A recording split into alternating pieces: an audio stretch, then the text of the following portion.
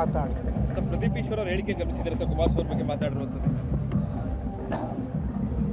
ಈ ಕೋಟೆ ಆಂಜನೇಯ ಸ್ವಾಮಿ ದೇವಸ್ಥಾನದ ಹತ್ರ ಇದ್ದೀನಿ.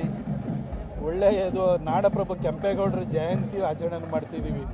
ಒಳ್ಳೆಯವ್ರ ಬಗ್ಗೆ ಮಾತಾಡೋದು ಇವತ್ತು. ಆ ಬಗ್ಗೆ ಕೋರ್ಟ್ ವಿಚಾರ ನಿಮ್ಗೆ ಹೇಳಿದ್ದೀನಿ, ಹಾಗಾಗಿ ನೀವು ಮಾತಾಡ್ಕೋಬೇಡಿ.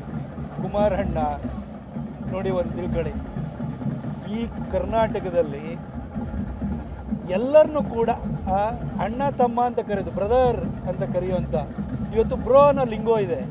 ಆದರೆ ಭಾರತ ರಾಜಕಾರಣದಲ್ಲಿ ಎಲ್ಲರನ್ನೂ ಕೂಡ ಬ್ರದರ್ ಅಂತ ಕರೀಲಿಕ್ಕೆ, ಎಲ್ಲರನ್ನೂ ಅಣ್ಣ ತಮ್ಮಂದಿರ್ತಾರ ಅಂತಃಕರಣದಿಂದ ಮಾತಾಡಿಸುವಂಥದ್ದನ್ನು, ಆ ಪ್ರವೃತ್ತಿಯನ್ನು, ಮೇಲ್ಪಂಕ್ತಿಯನ್ನು ಹಾಕಿಕೊಟ್ಟಂಥವರು ಕುಮಾರಣ್ಣ.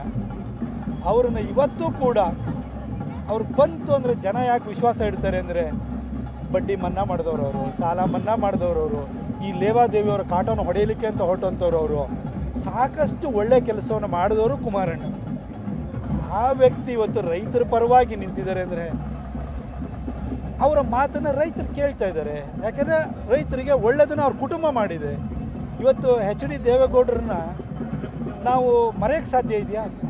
ಇವತ್ತು ಈ ಭಾಗದಲ್ಲಿ ಕಾವೇರಿ ನೀರನ್ನು ಉಳಿಸ್ಕೊಡೋದಿರ್ಬೋದು, ಕಣ್ವ ಡ್ಯಾಮಿನ ವಿಚಾರ ಇರ್ಬೋದು, ಯಗಚಿ ಇರ್ಬೋದು, ಹೇಮಾವತಿ ಇರ್ಬೋದು, ಅಪ್ಪರ್ ಕೃಷ್ಣ ಇರ್ಬೋದು, ಅಪ್ಪರ್ ಭದ್ರಾ ಇರ್ಬೋದು, ಪ್ರತಿಯೊಂದು ವಿಷಯದಲ್ಲಿ, ನೀರಾವರಿ ವಿಷಯದಲ್ಲಿ ಕರ್ನಾಟಕದಲ್ಲಿ ದೇವೇಗೌಡರಿಗೆ ಸರಿಸಾಟಿಯಾದಂಥ ಇನ್ನೊಬ್ಬ ನಾಯಕ ಇಲ್ಲ. ಆ ಕೌಟುಂಬಿಕ ಹಿನ್ನೆಲೆ ಹಂಗೆ ಇದೆ.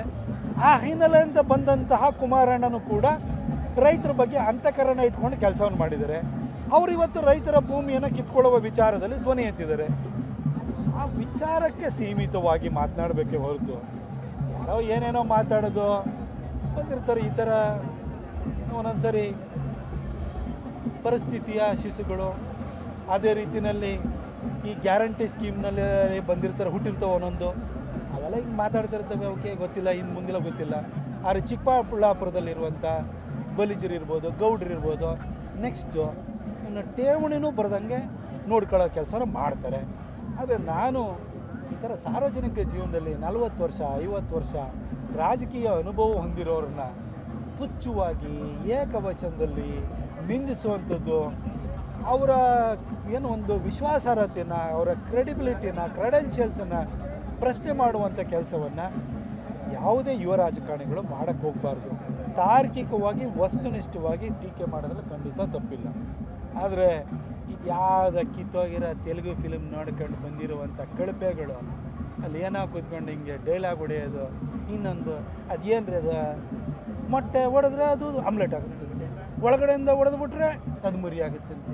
ಏನು ಶಾಲೆಗೆ ಹೋಗೋ ಮಕ್ಳು ಇರ್ತಾರಲ್ಲ ಇಲ್ಲಿ, ಇಂಥವ್ರ ಥರ ಮಾತಾಡೋರು. ಇವ್ರ ಮಾತನ್ನೆಲ್ಲ ದಯವಿಟ್ಟು ಮೀಡಿಯಾದ ಬಂಧುಗಳು ಕೂಡ ನಮಗೆ ಎಂಟರ್ಟೈನ್ಮೆಂಟ್ ಬೇಕು ಅಂದರೆ ಸಿಗ್ತಾರೆ. ಹಿಂದೆ ಒಬ್ಬ ಹರಿಶ್ಚಂದ್ರ ಗೌಡ ಅಂತ ಇದ್ದ, ಅವನಿಲ್ಲ ಇವತ್ತು. ಇನ್ಯಾರೋ ಇನ್ನೊಬ್ಬ ಬಂದಿದ್ದಾನೆ ಗಿರಾಕಿ, ಅವನ ಬಗ್ಗೆ ಕೇಳಕ್ಕೆ ಹೋಗ್ಬೇಕು.